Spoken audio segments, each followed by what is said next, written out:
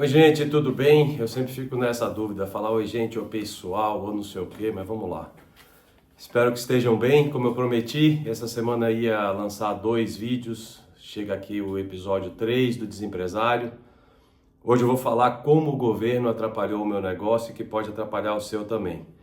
Mas antes de entrar no assunto desse episódio, eu queria falar algumas coisas que, como eu falei para você já no início, né, eu sou novo aqui nesse negócio, então vou pegando, ouvindo e vendo e lendo os comentários, as pessoas me mandam mensagens, eu vou adaptando aí para a gente começar a pegar mais o jeito, né, do canal do YouTube, enfim. Então eu queria agradecer todos os likes, todas as mensagens, todas as palavras de incentivo dos amigos, dos desconhecidos. Dizer para vocês também que nós já estamos aí no TikTok, @o.desempresário, @o.desempresário. Estamos no Instagram com Desempresário. E aqui no YouTube, além dos vídeos, a gente tem também os shorts, que também já comecei a publicar aí. Então, a gente está trabalhando aí com todas as plataformas. Antes de entrar no assunto também, eu gostaria de deixar claro aqui, ressaltar para que não haja nenhum tipo de ruído, que quando eu falo dos pais, tios, avós, né, que colocaram os filhos, netos, sobrinhos e enfim, como sócios, eu queria deixar bem claro que eles não fizeram isso por mal, por óbvio não fizeram isso por mal, eles fizeram isso por puro desconhecimento muitas vezes, né? Ou até pelo fato de que quem abre uma empresa, quem começa um negócio, nunca acha que isso vai acabar. Então, por favor, não se sintam aí, pais, tios, avós, avós e etc., não se sintam mães, tias, não se sintam criticados, tá? É uma coisa que é natural e é normal e a gente está aqui trazendo só fatos. Vou parar de falar a gente, porque não tem a gente, sou só eu. Eu estou trazendo só fatos aqui para a gente refletir, tá bom? Lembrar também uma coisa, né? Que quando eu estou falando aqui, quando eu estou falando sobre todos esses assuntos e trazendo aqui algumas coisas que acontecem com o desempresário, eu estou falando de pessoas sérias, honestas, que fizeram o seu negócio para prosperar, que fizeram o seu negócio para gerar emprego, para gerar renda, para pagar imposto, para ser bem-sucedido, para ter o seu dinheiro declarado, ou seja, eu estou falando de pessoas sérias. Então, tudo o que desvirtuar deste ponto de que o que eu estou falando aqui é para pessoas sérias, não faz parte do contexto do desempresário, tá bom? Então aqui eu estou falando para você que abriu o seu negócio, que tem esse sonho, que tem esse ímpeto, né, de fazer as coisas corretas, de pagar os impostos, de declarar o imposto de renda, de fazer tudo bonitinho. Eu estou falando para você, porque essas são as pessoas que realmente mais sofrem. Então, não estou falando com aqueles que fazem isso já de propósito, que abrem empresa já sabendo o dia que vai quebrar, que coloca laranja, não estou falando de nada disso, estou falando de pessoas sérias. E também, mais uma vez, desculpa até ser repetitivo, eu queria agradecer a todos aqueles que sempre me apoiam, sempre me dão força, sempre enaltecem aí a coragem. Eu sei que não é fácil, né? As pessoas muitas vezes falam assim, pô, mas você vai falar isso mesmo? Você vai se expor desse jeito? Eu tenho zero problema de me expor, até porque quando a gente trabalha e fala com a verdade, e eu estou aqui trazendo apenas a verdade, todas as vezes que eu puder eu vou comprovar para vocês isso, eu não vejo problema nenhum em expor, né? Se a gente conseguir, se eu conseguir, com isso que está sendo feito aqui, ajudar, apoiar e fazer com que as pessoas que estão aí empreendendo, ou que estão começando, ou que querem, se essas pessoas tiverem, né, acesso a essa informação e a esse conteúdo, e essas pessoas conseguirem de alguma forma não passarem por isso que os desempresários passam, eu já vou ficar extremamente feliz. Mas vamos lá. Vamos aqui falar agora sobre o episódio de hoje, de como o governo atrapalhou o meu negócio e que pode atrapalhar o seu também. Nós sabemos, né, que as empresas, o maior sócio de todas as empresas é o governo. Quando você emprega de forma legal, você gera emprego formal, você paga uma gama de tributos trabalhistas, de encargos trabalhistas gigantescos, que inclusive faz com que o salário, na grande maioria das vezes, ele seja duplicado por 2 no custo da empresa. No bolso do funcionário, ele recebe 80%. O custo para o empresário é 200%. Né? Paga-se 2 vezes o salário pelos encargos e todos os acessórios que vêm com a folha de pagamento.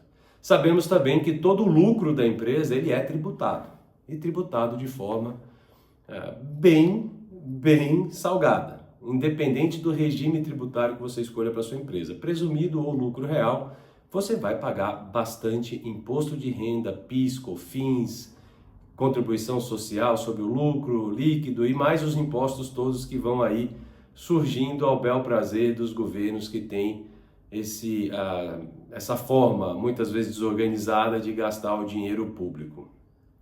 Então, dito isso, não satisfeito com toda esta parte, o governo também interfere diretamente nos negócios. Como? Primeira forma, mudando as leis. Então, quando você muda uma lei, ela tem um efeito retroativo. Por isso que as pessoas até brincam e falam uma coisa que é extremamente cruel, mas é verdade. No Brasil, até o passado muda. E para a lei, isso é verdade. Tá? Até o passado muda. Qualquer coisa que você tenha compensado de imposto hoje, pode ser que daqui a 2 anos isso mude. Aí vem aí a Receita Federal, vem todos os queridos amigos aí fiscais e retroagem aquilo que você fez lá de compensação, que era legal, impõe uma multa significativa e manda o boleto para você pagar. Então, assim, acontece. Outra coisa que você tem que ficar bem atento é o seu negócio, quando você criou ele, você tem interesse de prestar serviços para empresas estatais? Você tem interesse de participar de licitações para trabalhar para prefeituras, para os estados, para os municípios, para a federação? Se você tem esse interesse, você tem que ficar ainda mais atento. Por quê? A cada 4 anos tudo pode mudar. E quem está hoje te, entre aspas, bem grande, favorecendo ou ajudando ou abrindo portas, pode ser que daqui a 4 anos não esteja mais. E a depender de como você atue, você pode ser punido sumariamente com a troca destes governos. Então, é uma coisa que você precisa ficar bem atento. Se você vai trabalhar para o governo, toma cuidado da forma com que você vai fazer, porque isso pode gerar para você um problema muito grande e você pode se tornar, de fato, um desempresário. Quando você vai para as empresas mistas, né, e aí começa a trabalhar em empresa público-privada, existem muitas regras de preços, existem muitas regras que são colocadas ali, que se você for ao pé da letra, você não faz o trabalho. Então, assim, mais uma vez, faça o seu negócio, pense e trace a estratégia dele muito bem traçada, mas com um cuidado de que, a depender de uma estratégia para trabalhar com empresas estatais ou empresas mistas, você pode incorrer em sérios riscos também em trocas de governo, né? Você pode ficar sem receber o seu pagamento, você pode sofrer algum tipo de sanção ou penalidade, justamente pelo lado que você escolheu quando entrou para trabalhar. Uma outra coisa que vem acontecendo aí nos últimos anos, e que foi um dos fatores que fizeram com que uma empresa que eu era sócio viesse a quebrar, é que o governo escolhe quem vai fazer parte do seu time.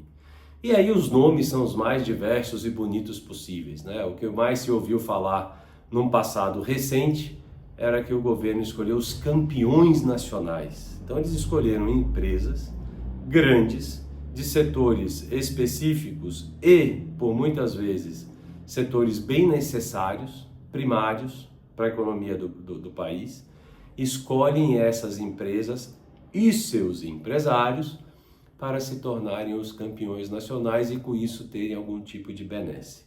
Aí já começa uma concorrência desleal. A partir do momento que o governo, que é o seu maior sócio, independente da empresa e da estratégia comercial que você tiver, A partir do momento que ele começa a escolher campeões nacionais, que ele começa a escolher quem são as empresas amigas deste governo, você já cai em um processo de que a sua competitividade foi para o saco. Você não tem como competir com o governo. Você não tem como competir com quem faz regra, com quem decide quem vai ganhar, quem vai perder. E aí, a partir do momento que você está fora desse rol dos campeões nacionais, ou dos escolhidos, ou dos queridinhos do governo, você tem que se preparar para sofrer as consequências. No meu caso em específico,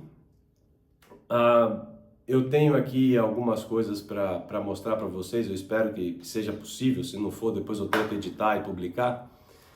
Mas a empresa a qual eu me refiro é uma empresa de montagem e manutenção industrial, onde trabalhamos por longos 16 anos antes de começar a trabalhar para uma empresa de economia mista, pública estatal, que era a Petrobras. A partir do momento que nós começamos a trabalhar para esta empresa, nós começamos a entender o quão difícil é lutar com algo que você não tem controle e que muitas vezes ocorre pelo submundo da área comercial, no submundo da política, no submundo dos fiscais, dos diretores, das pessoas que transitam nessas empresas que muitas vezes não têm o seu cargo escolhido de forma técnica e sim um apadrinhamento político, e você começa a sentir os efeitos. Bom, traduzindo em miúdos e falando aqui a real, a Lava Jato, como todos vocês conhecem, ela aconteceu. As grandes empreiteiras brasileiras, elas formaram um cartel, né? Elas se juntaram e começaram a dividir e fatiar obras gigantescas, principalmente atreladas à Petrobras. E quem não participou deste esquema foi sumariamente deixado de lado. Inclusive, licitações ganhas de forma correta, legal e honesta foram canceladas justamente por estas empresas não compartilharem e não participarem deste cartel formado pelas grandes empreiteiras brasileiras. A história já fala para vocês tudo o que aconteceu com a Lava Jato, vocês viram o que aconteceu lá atrás e viram que estão acompanhando o que está acontecendo agora. Só que quando acontece algo em um mercado, o mercado inteiro fica poluído. E esse mercado inteiro poluído faz com que as empresas que participaram e as que não participaram, elas entrem na mesma vala, elas entrem no mesmo processo. Ou seja, lembra que seu pai e sua mãe falavam, olha, não anda com aquela turminha de maconheiro ali não, porque se você andar com aquela turminha de maconheiro ali, a sua fama vai ser que você é maconheiro, mesmo você não sendo. Se você está num negócio onde acontece um grande escândalo, fraudes e crimes de todos os gêneros e graus e possíveis e imagináveis, e você não participou, mas você faz parte desse mercado, logo você também é inserido de uma forma muito cruel, como sendo uma empresa não séria. Não adianta você sair aqui, ó, na capa desta revista, tá vendo aqui, ó? Acho que fica fácil para vocês verem. E aí quando a gente abre a revista, ele vai e faz toda o como foi que esse cartel surgiu, como foi que eles, como aconteceu, com todas as cifras, né, maravilhosas. E eu guardo essa revista como um troféu, né, de consolação, porque tem escrito aqui, ó, as 16 empresas do grupo, mais as 7 que gravitaram em torno dele, desvincularam-se. Os signatários do acordo de leniência com o CAD informaram o nome das empresas que jamais foram do cartel. São 15, e eu vou citar as 15, porque eu acho que elas merecem ser citadas. Niplan, Egesa, STNOPEC, Usimec, Tenace, Potencial, Enesa, Confab, Encalço, Tecnip, Contreras, MCE, TKK, Serveng e Toyo. Essas 15 empresas, senhores, eu falo para vocês o seguinte: encontre uma delas ativa hoje. Você não vai achar. Por quê? Elas não participaram. E tem mais aqui, tem uma parte que fala que os contribuintes brasileiros deveriam, né, de forma muito sensata, deveriam agradecer a elas por não terem participado deste esquema. Agora, se vocês pegarem essas que estão aqui, ó, vocês podem até ser que não encontrem elas com estes nomes, mas elas estão aí, fazendo tudo de novo. Os sócios foram presos, os diretores foram presos, fizeram acordo de leniência, pagaram um monte de dinheiro, confessaram o crime, entregaram a forma com que tudo foi feito, né? Tudo espetaculoso e tudo mais. Só que aí os poderosos se juntaram e falaram assim: poxa, mas sabe aquela vírgula? Ela estava errada. E por isso, não é que não houve tudo isso. Até aconteceu. Mas o processo que foi movido, ele foi um processo errado. Então soltam-se todos os envolvidos, cancela tudo o que foi dito nos acordos de leniência, nas delações premiadas, devolve-se o dinheiro para quem pagou e habilita-se essas empresas a voltarem a trabalhar. E foi isso que aconteceu. Só que quem quebrou por não ter participado desse esquema, esses não tiveram esse perdão da justiça, não tiveram esse perdão do mercado, não tiveram esse perdão de ninguém. Essas 15 empresas que eu citei aqui, e eu conheço a grande maioria dessas empresas, inclusive os donos, tem dono que entrou em depressão profunda depois que quebrou. Tem gente que já morreu porque não aguentou. Tem gente que vive hoje em situações bem difíceis porque não participaram deste esquema de corrupção, de roubalheira. Então, pessoal, eu quis trazer isso pelo seguinte: vocês sabem, a história está aí, tá tudo, não preciso ficar falando aqui, até porque é o seguinte, olha só como é que é engraçado isso, tá? Pode ser que eu fale alguma coisa aqui e publique que pode ser até usado contra mim e eu venha sofrer mais alguns processos. Por estar falando a verdade, tá? Eu não estou inventando nada, eu mostrei para vocês aqui, isso saiu, isso é público, notório, tá aí, todo mundo pode pesquisar e ver.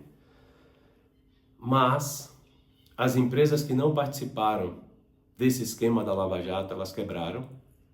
Com isso, os seus empresários viraram desempresários.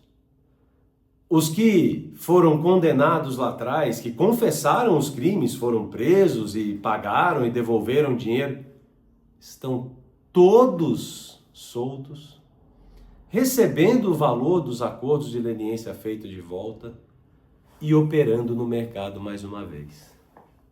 Só que quem quebrou não tem perdão. No Brasil, quem quebra é condenado à morte fiscal, tributária, matrimonial, financeira, patrimonial, é condenado à morte estando vivo. Uma certa feita eu até falei para algum grupo de amigos que eu preferia muitas vezes ter participado desse esquema. Olha só que merda.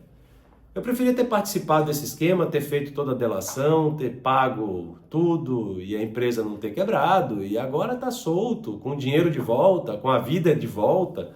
É muito melhor você ser condenado, pagar por uma coisa que você fez, que depois dizem que você não fez e você recebe a sua vida de volta, do que ficar com a sua vida impedida para o resto dela, se você não tiver condições de pagar o que dizem que você deve, por uma coisa que você não fez.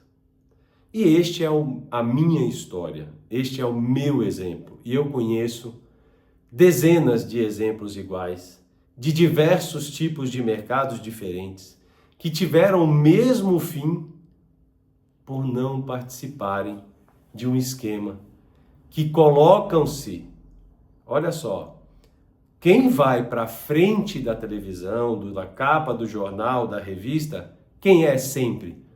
O empresário. O empresário nesse Brasil, ele sempre será um filho da puta. Para a Justiça do Trabalho, para a Receita Federal, para a Polícia Federal, para os políticos, para todo mundo. O empresário é um filho da puta.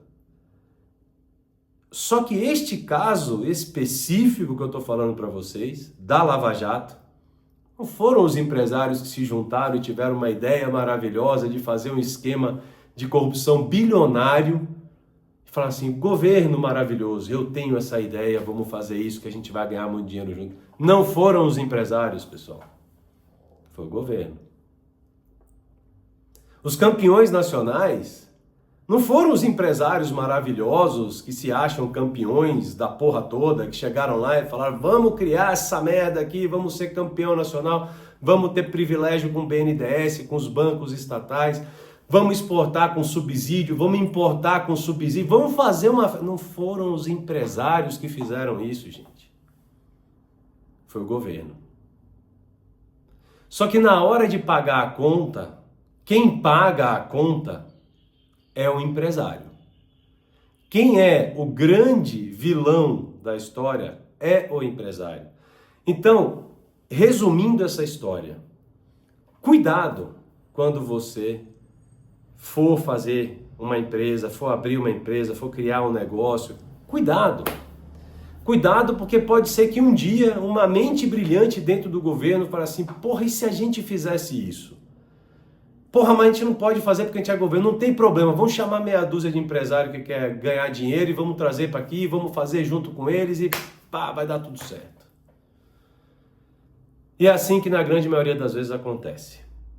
Só que o governo, os governantes, os políticos têm fórum privilegiado, eles têm poder, muitos deles continuam, né? Principalmente os que não são do cargo executivo, no legislativo, muitos continuam.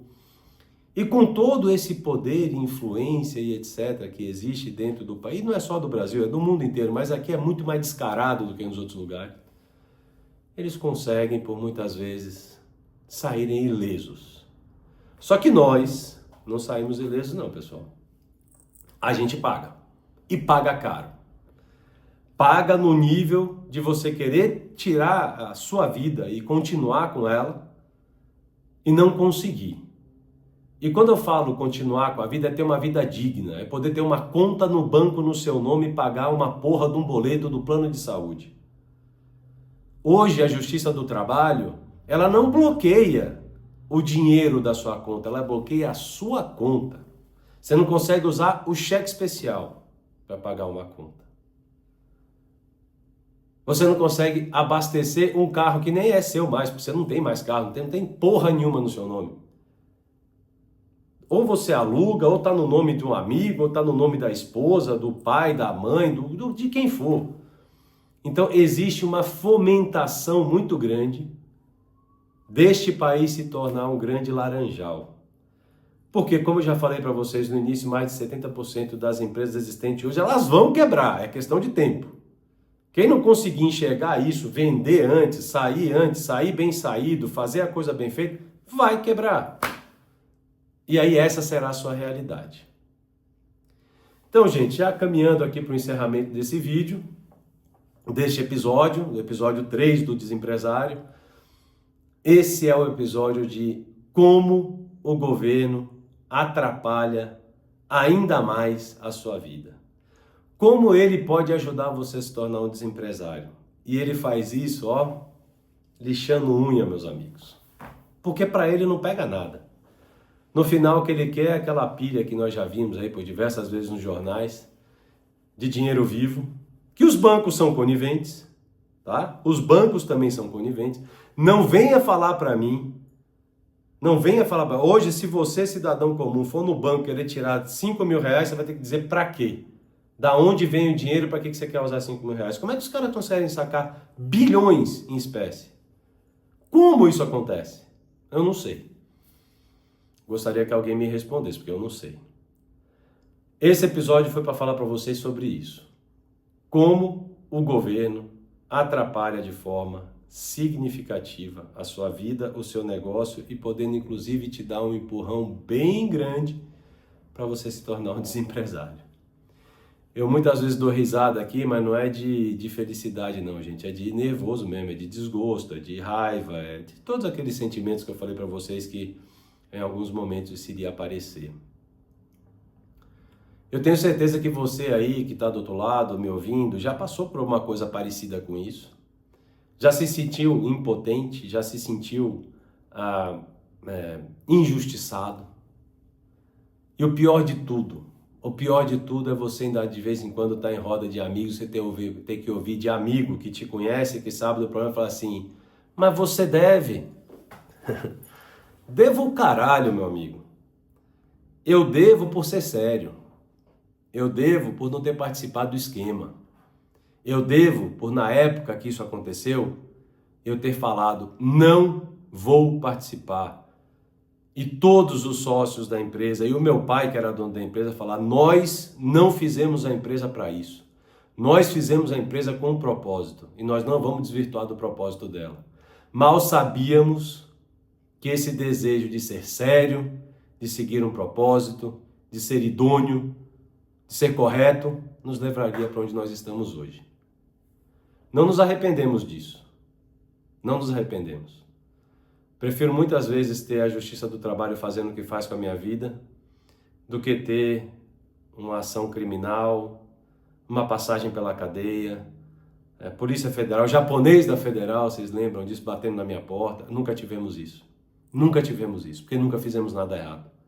Tudo que fizemos foi para tentar salvar uma empresa que chegou a ser a 8ª maior empresa de montagem e manutenção industrial do Brasil. E que foi pro saco por conta disso que eu contei para vocês aqui hoje.